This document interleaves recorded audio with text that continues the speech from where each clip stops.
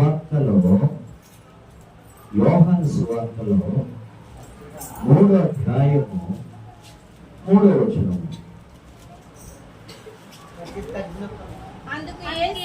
అందుకు యేసు అతనితో ఒకడు జన్మిస్తేనే గాని అతడు దేవుని రాజ్యము చూడలేనని నీతో నిశ్చయముగా చెప్పుచున్నాను.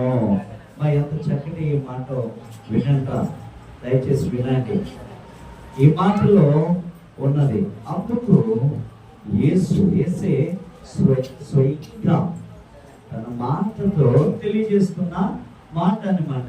ఏమంటే, అందుకు యేసు అతనితో ఒకడు క్రొత్తగా జన్మిస్తేనే గాని దేవుని రాజ్యంలోనికి వారసుడు కాడు, దేవుని రాజ్యంలోనికి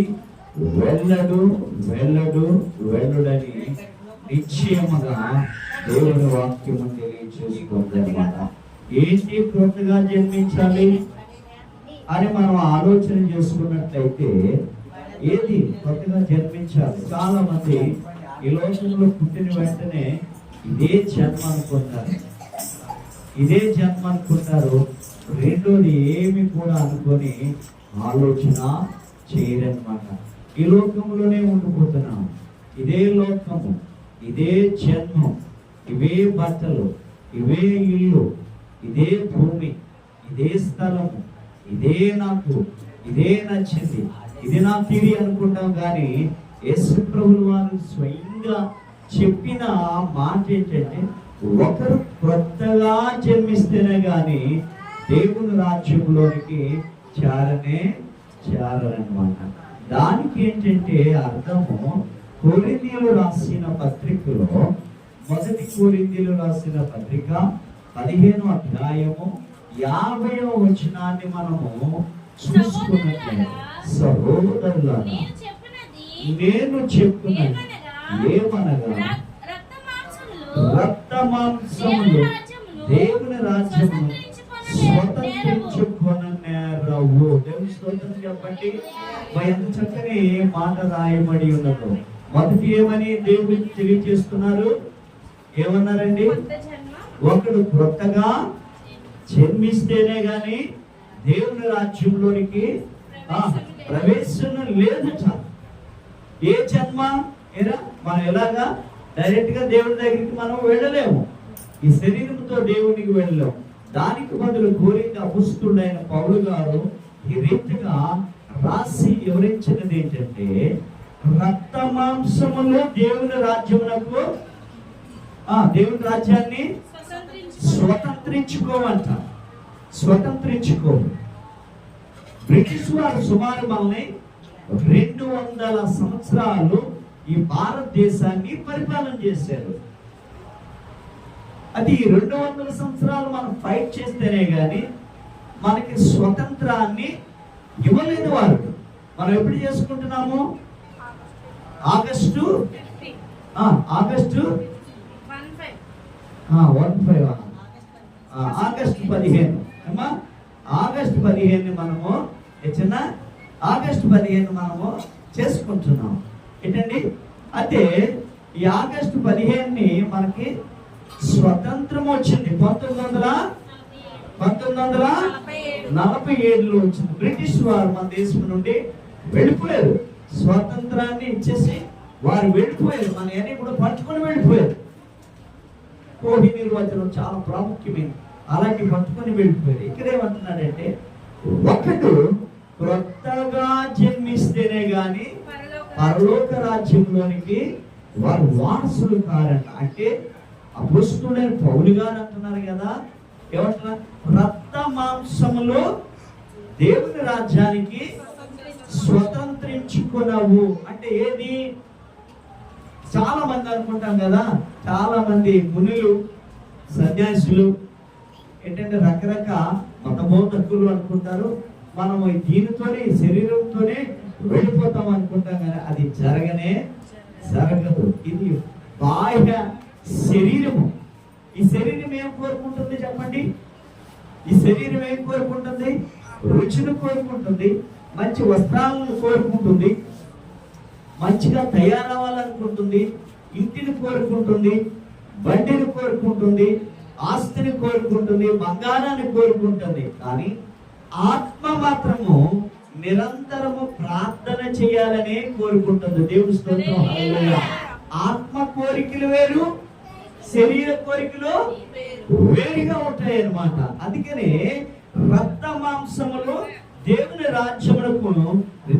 రాజ్యమును స్వతంత్రించుకొని అంటున్నాడు. అంటే దీనికి మరొక ఉదాహరణ ఏంటంటే నికోదేముతో అంటున్నాడు ప్రభు, యేసు ప్రభువు వారు ఈ మాట అంటున్నారు.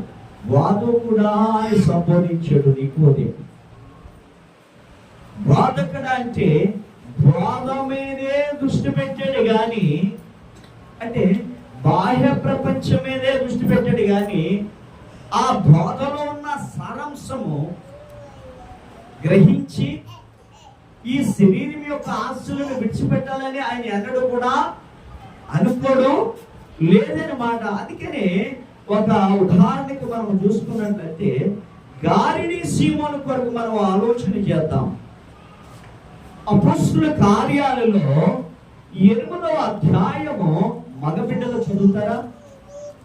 అపొస్తలుల కార్యాలు 8వ అధ్యాయము ఎవరైనా చదవండి, మగబిడ్డలు చదవకపోతే 13వ వచనాన్ని మనం చదువుకుందాం. అప్పుడు చదవండి. అప్పుడు సీమోను చాలు ఏం చేశాడంటే సీమోను నమ్మి బాప్తిస్మం పొందాడు. బాప్తిస్మం పొందిన తర్వాత నమ్మాడు, బాప్తిస్మం పొందాడు. కిందని మనం ఆలోచన మనం చేసుకున్నట్లయితే పేతురు యోహాను అక్కడ కనపడుతూ ఉంటున్నారనమాట. పేతురు యోహాను ప్రార్థన చేస్తే పరిశుద్ధాత్మ వచ్చింది. వస్తే ఈ రీతిగా వారు కూడా మాట్లాడుతున్నారు. అక్కడ ఏమైనా మాట్లాడుతున్నారంటే చూద్దామా, అక్కడ చూద్దాము 17వ వచనం చూడండి. అప్పుడు పేతురును యోహానును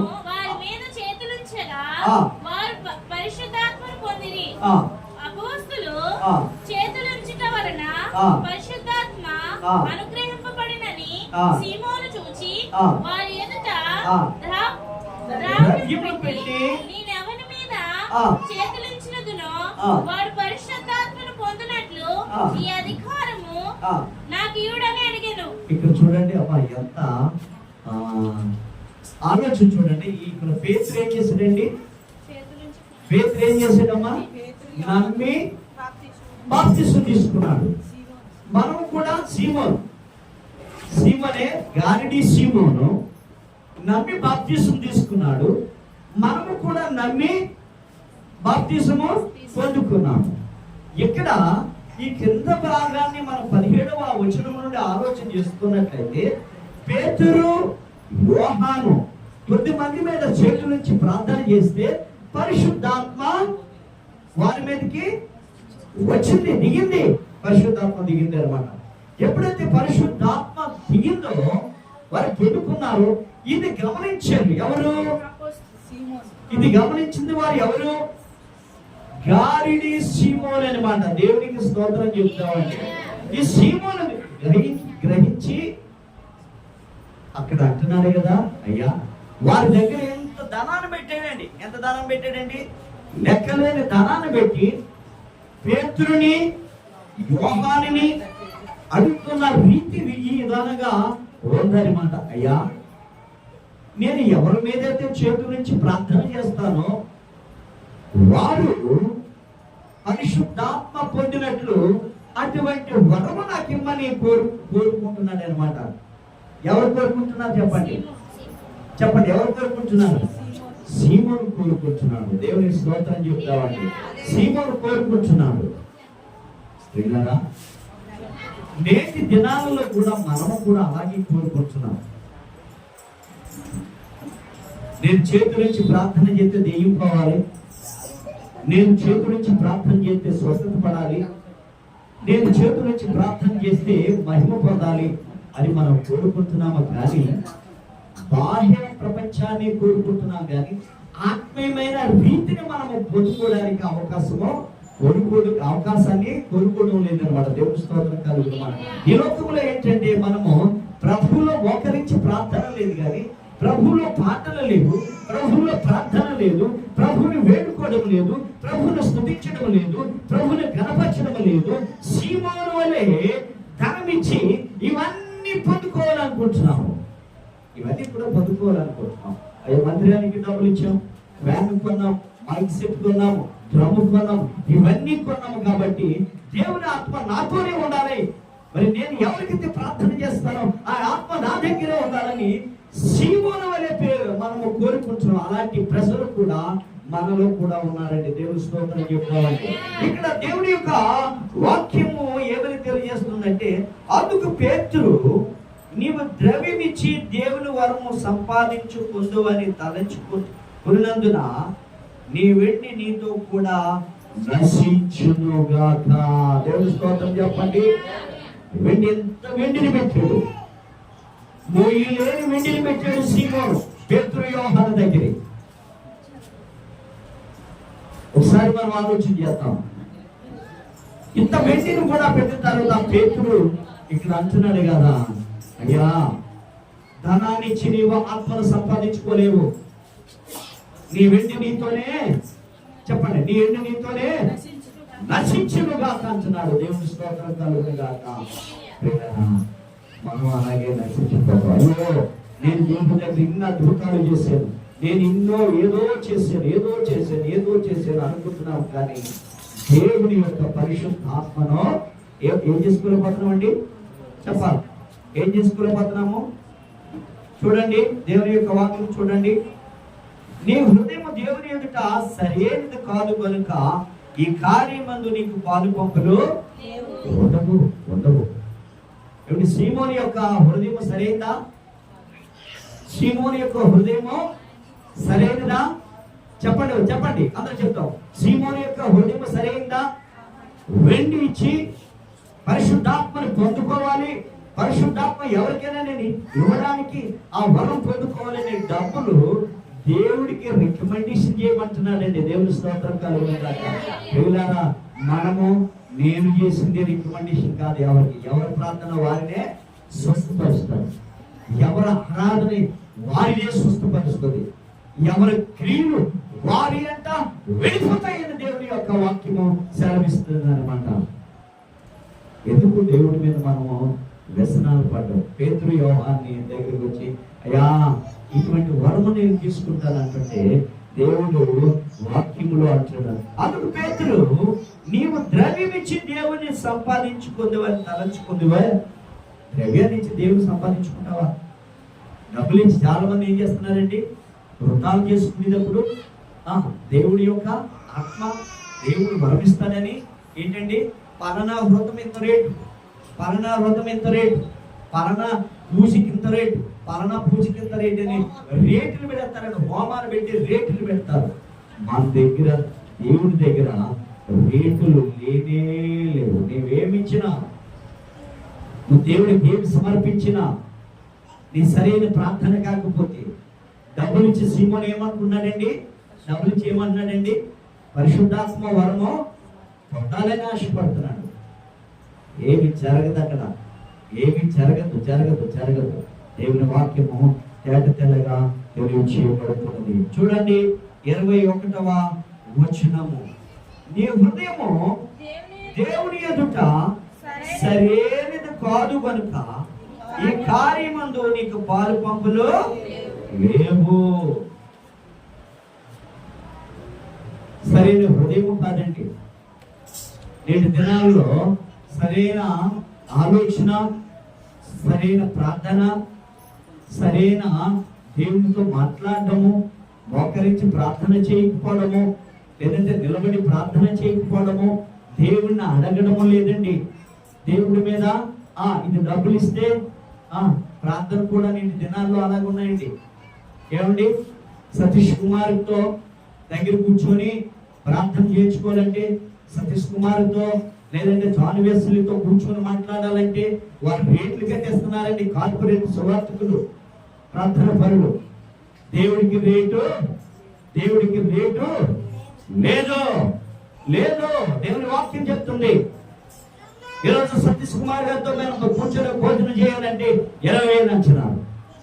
జాన్ వెస్లీతో కూర్చొని ప్రార్థన చేసుకోవాలంటే 30,000 అంటున్నారు. డబ్బు అలాగిస్తున్నారు అనమాట. వారితో కూర్చోవడం కాదండి, లాజరు దేవుని కుడిపక్ష మీద కూర్చున్న రీతిగా నీ క్రియలు బాగుంటే నువ్వు కూర్చోగలవు. దేవుని స్తోత్రం చెప్పండి. నీ క్రియలు బాగుంటే నువ్వు కూర్చోగలవు. నీ క్రియలు లేకపోతే ఏ సేవకుని ఏదో కూర్చున్నా దేవుడి దగ్గర నువ్వు కూర్చోలేదు. ఎంత డబ్బు వీళ్ళందరూ కూడా ఇలాగే మాయ మాటలు చెప్పి మాయ ప్రార్థన చేసి రేట్లు పెట్టేస్తున్నారండి. దేవుని స్తోత్రం చెప్తామండి.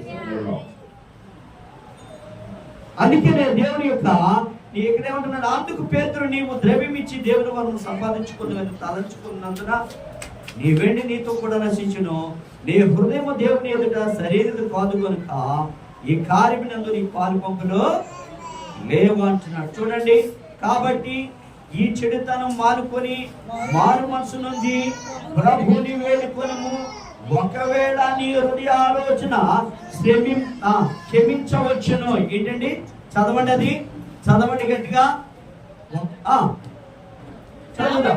కాబట్టి నీ చెడుతనమును మానుకొని మారు మనసు నుండి అది ఏంటంటే ఏమి పెట్టాలి? మనలో ఉన్న చెడు ఆలోచన, చెడు తలంపు, చెడు ఉద్దేశాలు ఇవన్నీ కూడా మానుకొని దేవుని దగ్గరికి వస్తే దేవుడట నీ హృదయాన్ని సరి చేస్తాడని దేవుని యొక్క ఆలోచన కూడా తెలియచేయబడు. చూడండి, మత్తయి సువార్త 7వ అధ్యాయంలో కూడా చక్కని మాటలు కనపడుతున్నాయి. మత్తయి సువార్త 7వ అధ్యాయంలో కూడా చక్కని మాటలు మనకు అక్కడ కనపడుతున్నాయి. 7వ అధ్యాయము 21వ వచనం చూద్దాం. చూడండి, ప్రభువా అని నన్ను పిలిచి ప్రతివాడును పరలోక రాజ్యంలో ప్రవేశింపడగాని పరలోకమందున్న నా తండ్రి చిత్త ప్రకారం చేయవాడే ప్రవేశించును. దేవుని స్తోత్రం, హల్లెలూయా. ఎవరు ప్రవేశిస్తారు చెప్పండి సరే. ప్రభువా, నేను దేవుని మందిరంలో ఏం కొన్నాను? డ్రమ్ము కొన్నాను. ప్రభువా, దేవుని కార్యక్రమంలో నేను రైస్ ఇచ్చాను. ప్రభువా, దేవుని కార్యక్రమంలో నేను మటన్ ఇచ్చాను. ప్రభువా, దేవుని కార్యక్రమంలో నేను ఏదో చేశాను. నేను అంతా పని చేశాను. నా ఒళ్ళు హోనమైపోయింది. కాబట్టి నేను దేవుని రాజ్యంలో నేను హాయిగా ఉంటానంటే కుదరదు. ఏమంటున్నాడండి? ప్రభువా అని పిలిచి ప్రతి వాడును దేవుని రాజ్యంలోనికి ప్రవేశింపడు గాని తండ్రి చిత్త ప్రకారం చేయువాడే దేవుని రాజ్యంలోనికి రక్త మాంసములు ఆయన సన్నిధికి స్వతంత్రించుకునేవాట. 23వ వచనాన్ని కూడా మన ఇందులోనే చూద్దాం. చూడండి, 23 చూడండి. 22 చదువురా. ఆ దినమందు అనేకులు నన్ను చూసి ప్రభువా మేము నీ నామమును ప్రవచింపలేదా? నీ నామమును దయ్యం వెళ్ళగొట్టలేదా? నీ నామమును అనేకమైన అద్భుతములు చేయలేదా అని చెప్తున్నారు. అప్పుడు నేను మిమ్మల్ని ఎరగను, అక్రమ చేయవారులారా నా యొద్ద నుండి తొలగిపోండి. దేవుని స్తోత్రం చెప్పండి, హల్లెలూయా. ఇది ఎంత మాట ఒకసారి మీరు ఆలోచన చేసుకోండి. ఇది ఎంత మాట. 22వ వచనంలో ఆ దినమున అనేకులు నన్ను చూసి ప్రభువా మేము నీ నామమున ప్రవచింపలేదా? ఆత్మ చెప్పలేదా? టేబుల్ ఇవ్వలేదా? గిన్నెలు ఇవ్వలేదా? రైస్ ఇవ్వలేదా? పాస్టర్ గారిని ఆదరించలేదా? పాస్టర్ గారికి మేము కరుణ చేయలేదా? మా ఊళ్ళో హోనమైపోలేదా? ఏంటి ప్రభు అంటే దేవుని యొక్క మాట ఏంటంటే 23వ వచనం, అక్రమ చేయువారులారా. ఎవడు ఉందండి? చదువుతారా? అక్రమ చేయువారులారా నా యొద్ద నుండి కొండని వారితో చెప్పదను. చూసారండి, నువ్వేది ఇచ్చేవని కాదు, నీకు ప్రార్థన ఉండాలి, నీకు ప్రార్థన ఉండాలి. నువ్వేమిచ్చేవని కాదు, నీ ప్రార్థన లేకపోతే ఇదంతా కూడా అనవసరం. నీ పని అనవసరమే, నీ చేసింది అనవసరమే, ఒళ్ళు హోనం కొట్టుకోవడం అనవసరమే. నువ్వు చెయ్యకపోయిన పర్లేదు, కానీ చేసింది ఏదన్నా ఆత్మీయంగానే చెయ్యాలి, ఆత్మీయంగానే ఉండాలి, ఆత్మీయంగానే ప్రార్థించాలి, ఆత్మీయంగానే దేవుని కొనియాడాలి, ఆత్మీయంగానే మందిరానికి రావాలి, ఆత్మీయమైన ఆలోచనలు ఉండాలి, ఆత్మీయమైన తలంపులు ఉండాలి, ఆత్మీయమైన ఉద్దేశాలు ఉండాలి, ఆత్మీయమైన ఆలోచనతో పనిచేయాలి, ఆత్మీయమైన దేవుని నడిపించమని దేవుని కోరుకోవాలి. దేవుని స్తోత్రం, హల్లెలూయా. అప్పుడే నీ హృదయమైన తలుపు నొద్ద నుండి నేను తట్టుచున్నాను. ఎవరైతే నా స్వరం విని మీరు హృదయమైన తలుపులు తీస్తారో వారి యొద్దకు వచ్చి వారితో పాటు నేను కూడా భోజనం చేయడానికి సిద్ధంగా ఉన్నాను. Be ready in Jesus Christ అన్నమాట. యేసు ప్రభువు వారు సిద్ధంగా ఉన్నారు నీతో పాటు భోజనం చేయడానికి, నీతో పాటు ఉండడానికి, నీతో పాటు కూర్చోవడానికి. నువ్వు ఎక్కడికి వెళ్ళినా అక్కడ ఉండడానికి, నువ్వు ఏ కొంపలో ఉన్నా అందులో ఉండడానికి, నువ్వు బిల్డింగ్ లో ఉన్నదా అందులో ఉండడానికి, లేదా నువ్వు తాటి కొంపలో ఉన్నా అందులో ఉండడానికి ఆయన సిద్ధపడుతున్నాడు. లేదా అక్రమ చేయవాడులారా నా యొద్ద నుండి మీరు ఎందులో ఉన్నా చెప్పండి, ఎందులో ఉన్నా చెప్పండి. ఒకడు కొత్తగా జన్మిస్తేనే గాని దేవుడి యొక్క రాజ్యంలోనికి వారసులు కాదు. ఒకవేళ నువ్వు కొత్తగా జన్మిస్తేనే ఆయన మాటలు వింటావు, ఆయన పాటలు వింటావు, ఆయన శాస్త్రం చేస్తావు, ఆయనకి పని చేస్తావు, ఆయన తలంపులో ఉంటావు, ఆయన ఉద్దేశాల్లో ఉంటావు, ఆయన నడికలో నడుస్తావు, ఆయన ఆలోచనలో ఉంటావు. ఆయన ఆలోచన ప్రతిదీ నువ్వు చేయగలవు ఎప్పుడు? నువ్వు కొత్తగా జన్మించినప్పుడు. ఒకవేళ లేదా ఒకవేళ తప్పుగా బాప్తిసం తీసుకున్నావు, ఇప్పుడే మారు మనసు పొంది దేవుడి దగ్గరికి వచ్చి, దేవా నేను ఎప్పుడు ఏదో చేశాను, ఇప్పుడు నేను పరిపూర్ణంగా నీ కొరకు నేను చేస్తాను, ఈ పని నీ కొరకు నేను సమర్పించుకుంటాను, ఇది నా హృదయాన్ని సమర్పించుకుంటున్నాను అని ప్రార్థన చేసి దేవుడు ముందుకు సాగిపోవాలని ప్రభు పేరిట నేను మనం చేసుకుంటున్నాను. ఈ సమయంలో మరి ప్రభుని వాళ్ళ ఆచరిద్దాము. ఈ సమయంలో ప్రతి వారు కూడా మరి మోకరించగలిగిన వారే మోకరించాలి, మిగతా వారు ప్రార్థనలో ఉండాలని ప్రభు మనం